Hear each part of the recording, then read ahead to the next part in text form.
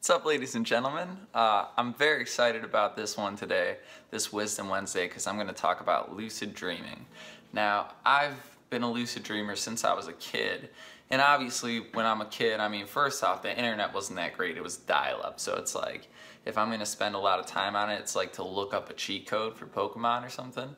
But yeah, so I didn't have anybody tell me what it was. It just sort of started happening to me.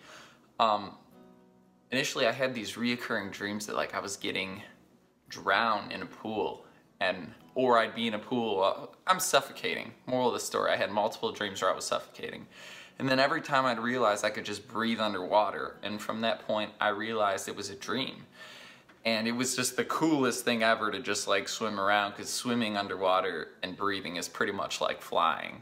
And in the dream, then it was like, oh, I can fly now, and then there was a couple others I'll get to later of dreams kind of like that I defeated, but that's how I started. And I want to say first off, as far as dreaming goes, the brain is incredibly complex and not everybody's going to have the same experience. So, you know, if you think that I'm full of it, it's just because you haven't had my experience. But I hope that this video still can relate to a lot of people out there, because lucid dreaming does seem like Hogwarts, you know, it seems like it doesn't even exist to the folks who have never been able to do it. I'm not sure I can teach you how to do it, but I will, you know, give you some recommendations to like where I find it slips in the most, like where I'll fall into it. Usually for me it happens if I eat like a lot of sugar or spices before I go to bed.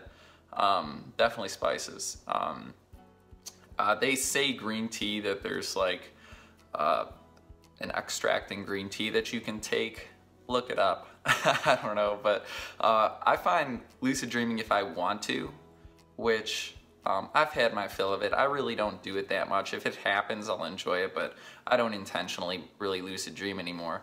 But if it's afternoon time and you want to, that's the best time. It's like when your brain is fully rested, and you just lay down with your hands behind your head, maybe on like a pillow, and just try to fall asleep. You know, I mean,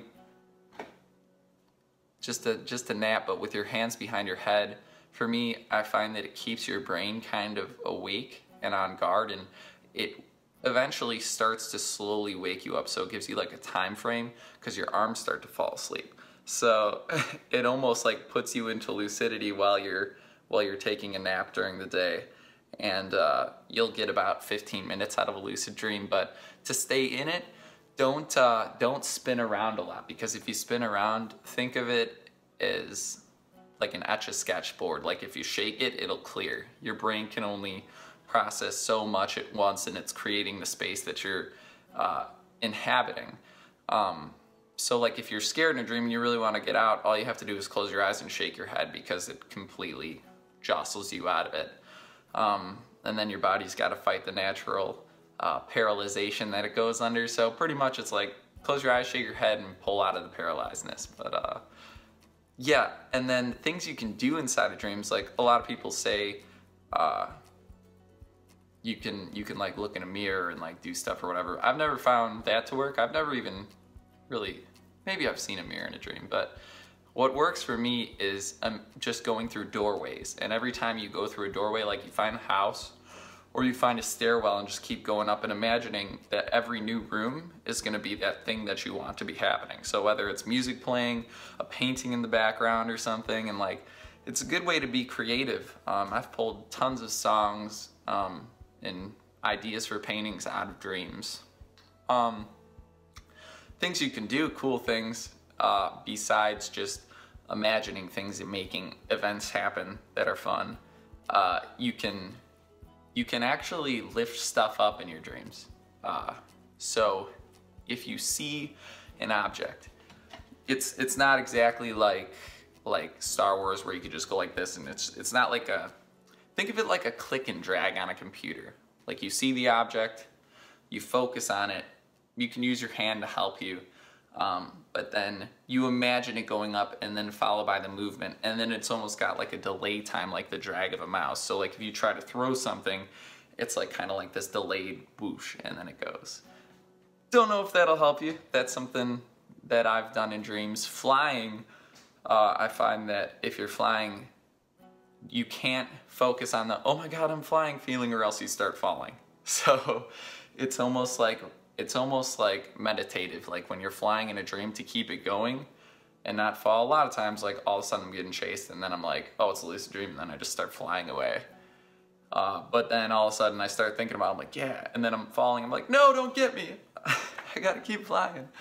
And yeah, worst case, I mean, there's no peripherals in dreams, I found. It's like what you're looking at's there. If you just lose the thought that something's chasing you, it's not chasing you anymore. Whatever you're looking at's there. Your brain isn't processing this, but it's not focusing on the thought that my peripherals aren't here right now. It just you can't even comprehend that inside of a dream because you don't really have eyeballs. So whoever is, perceiving that is your soul at that point.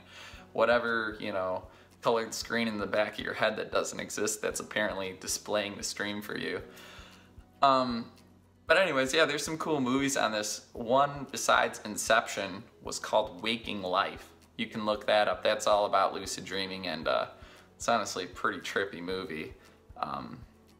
The benefit of lucid dreaming, for one, I've conquered some fears. Like when I was younger, I was afraid of elevators and of the dark. And so in elevators, every time I'd walk in one, in a dream, I'd have this reoccurring one that all of a sudden I'm like, oh, I'm in an elevator. Then it goes doosh, and I'm like, oh shit, and then it like free falls. And you know you're dead. So I just kept dying in these dreams, waking up, when it dropped. But then all of a sudden, the first time, I realized it was in time, and I closed my eyes and I imagined that it was going up instead of falling. So I imagined the feeling of rising instead of falling. Kind of like if you feel something cold, you're like, oh, it could burn. Or, if you ever heard like, oh, you could torture somebody by saying you're gonna have a blowtorch and then you put an ice cube on the back of their neck or whatever. Sorry, bad reference, but it's the same sort of thing, imagining you're rising instead of falling. So all of a sudden I'm blasting through the stars and I'm like, this is amazing. I couldn't even handle it. Like, I didn't wake up out of fear. I woke up out of just like awe. I was just like, whoa. Like, I felt like energy buzzing through me and everything.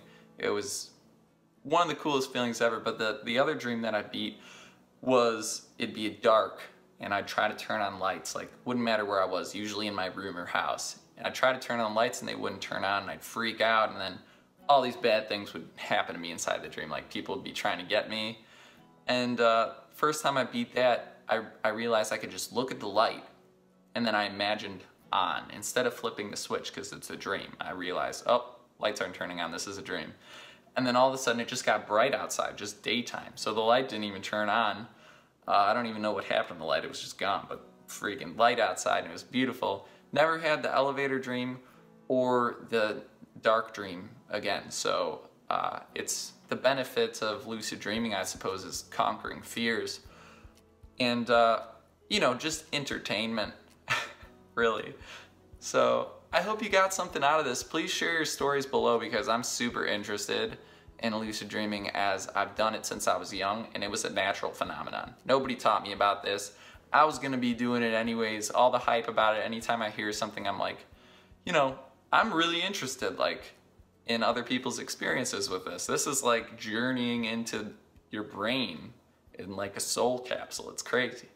So anyways, thanks for watching this Wisdom Wednesday. Once again, my name is Brent Brown. Hope you have a beautiful rest of your day, and I hope to see you later. Peace.